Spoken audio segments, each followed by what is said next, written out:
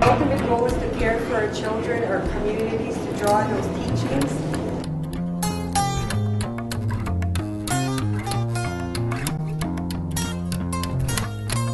And so I'm just going to read here. He came together, and this is 2 raven heads, and you can see the hands at the bottom that come together, and he called this one protection. And for his people, the raven is very significant and is known as a protector. He says that there are the hands and arms wrapped around the raven, symbolizing children, and it's to portray the protection that will be provided by this organization, but we want to share it with you.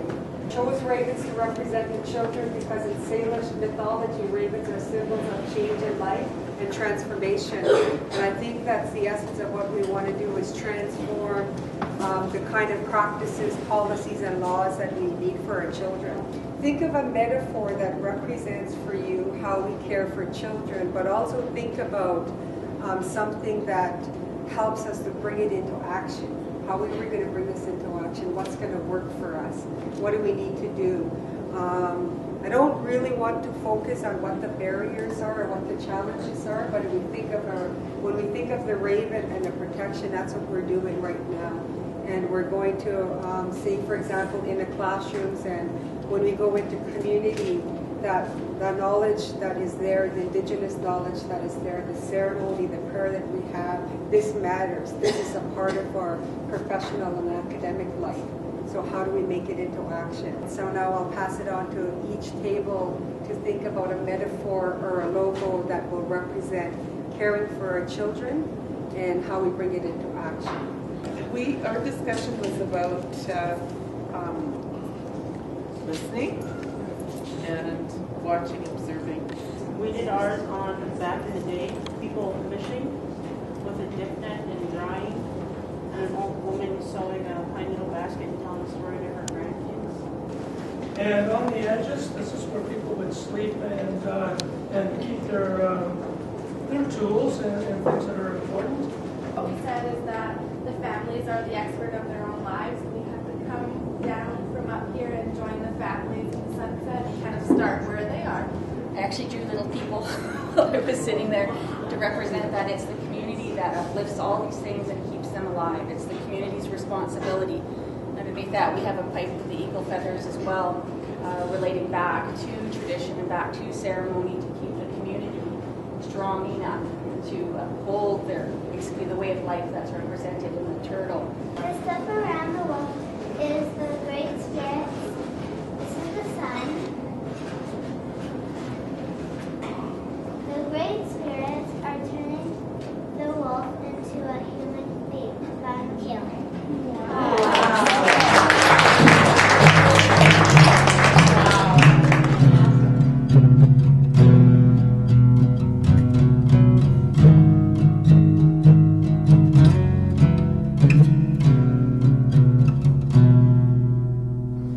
When our languages were pure and strong and useful, everything was taught in a very loving fashion. When this fan was passed on like this to the people, the old people would tell why they did that. And it was explained to the young people why they did that and why they put the young people first. When our parents and grandparents were taken to the residential school, our ways were taken away,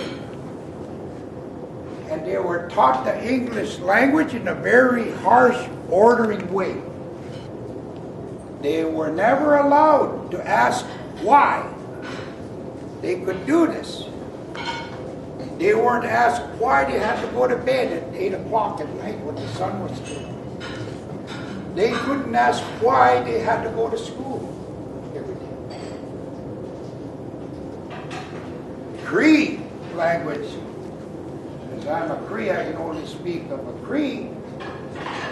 Okay? It's a very soft, loving, caring, and emotional. In general, life, the language itself. My grandfather taught me the Indian way. And there was never any order in that Indian way. There was protocols. Sometimes we get mixed up with protocols and order. Protocols are set. Step 1, step 2, step 3. You follow these in order to accomplish what you're accomplishing.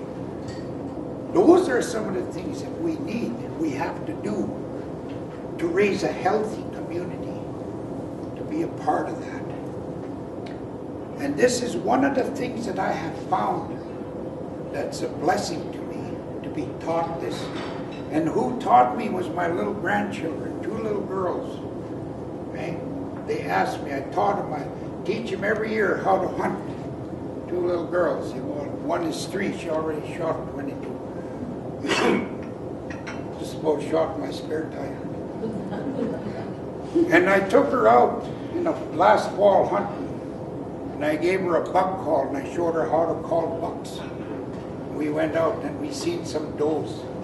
And she says, Grandpa, shoot it. I said, no, those are does, we can't shoot them. Why, Grandpa? Why can't we shoot them? I had to answer that. It was hard to answer that.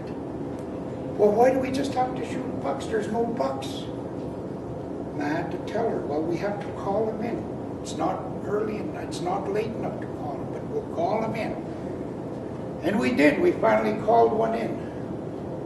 And it was funny because my other, what was she, 2 years old, Peanut? Yeah. She couldn't handle the buck call, eh? And she had one of those little monster whistles that sounded like sort of like a frog. She was sitting in the back of the truck blowing it, and this little 2-point buck come out. Here we were using buck calls. They $24.95 at Walmart. I picked this up at the dollar store, and it worked. And we did. We got the deer, eh? And the question she asked, I've done this all my life. I know how to shoot a deer, I know how to skin it, and I know how to put everything away, eh? And my little granddaughter kept asking me, why do I have to do it that way? And you know, it was so hard to explain it in words. And that's when I decided to start teaching myself how to explain the way I want.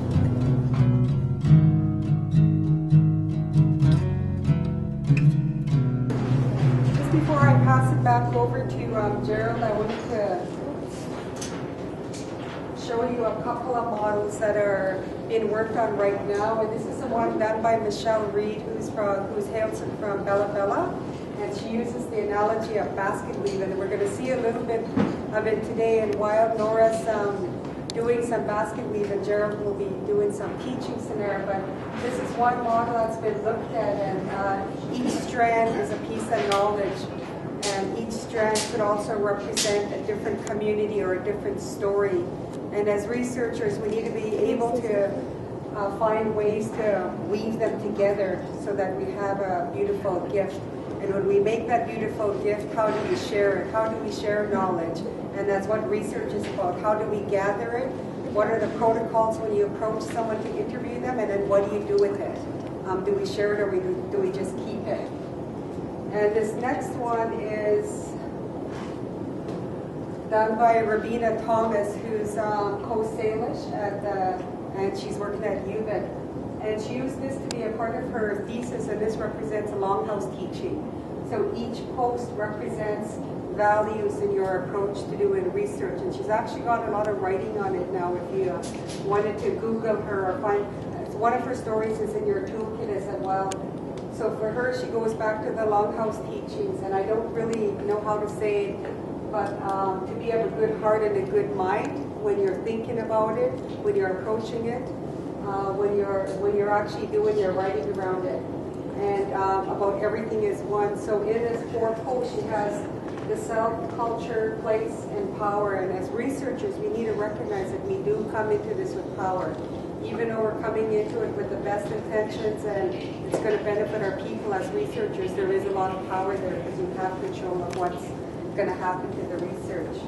So those are 2 little examples I wanted to share that have been written about and are published.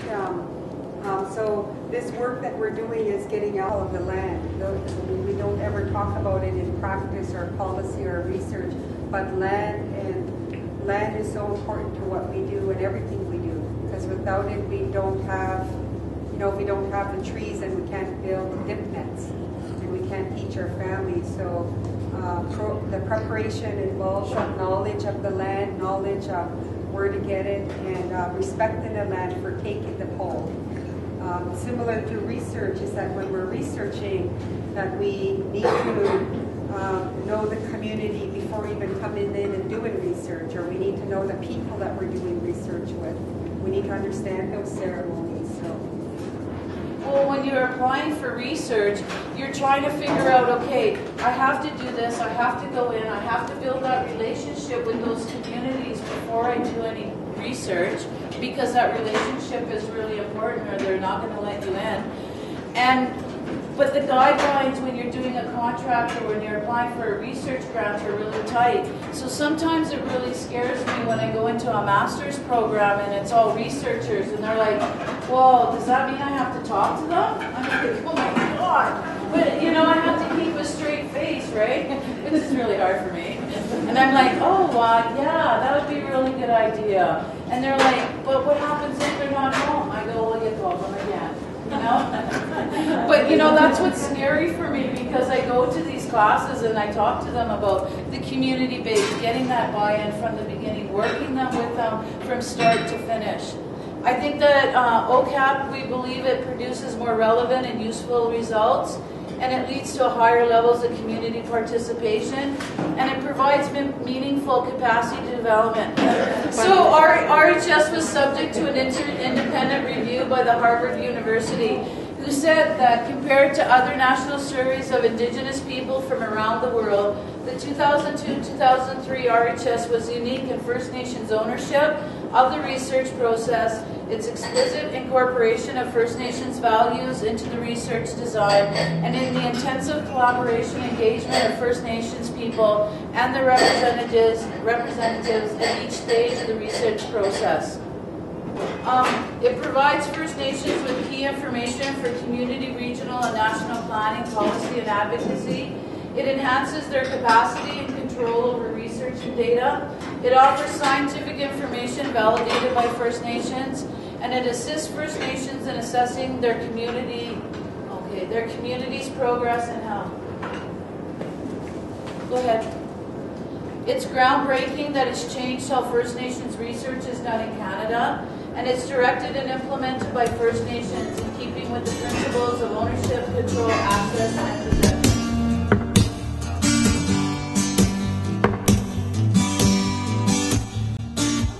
Really excited because Indigenous people from around the world are going back to their stories, going back to their ceremonies, and talking about how that knowledge is important. You can give your neighbor or a friend a fish to eat when you catch it, but it's only good for one meal. You teach your friend how to make a dip net, and you fed him for life. When you go and cut this tree, he said you pick it out, you look at it. The first day you find it, you look at it, and you put your tobacco down at that tree, and you ask that tree permission to take it with the Creator. And he said you visit it for 4 days. And each day you visit, you ask different things about it, how you're going to use it and what you're going to do. So this tree gets to know him. On the 4th day, he can chop this tree and train it. Tie a string on it. It was way longer, right? It came right out. Where about here on ends? Yeah. And then this was longer. So he trained it and he let it hang like that, both of them. and then he trimmed it off, and then he put the rest in the fire. But this one, that guy, his teacher had told him, never throw it away because you've already prayed over it. So if he threw it away, then he wasn't satisfied by what was given to him. There is a teaching in this. The time that it took him to leave from where he was sleeping, where he was at, to go and visit this tree. And the teachings behind it. Sometimes we say there's no teachings in these. But if you think back, and I told him, that guy told him, and I told him, I said, think back what you thought, what you were thinking about when you were going up to visit this tree. And he thought back. And he realized what he learned, the things he told us, what he was thinking.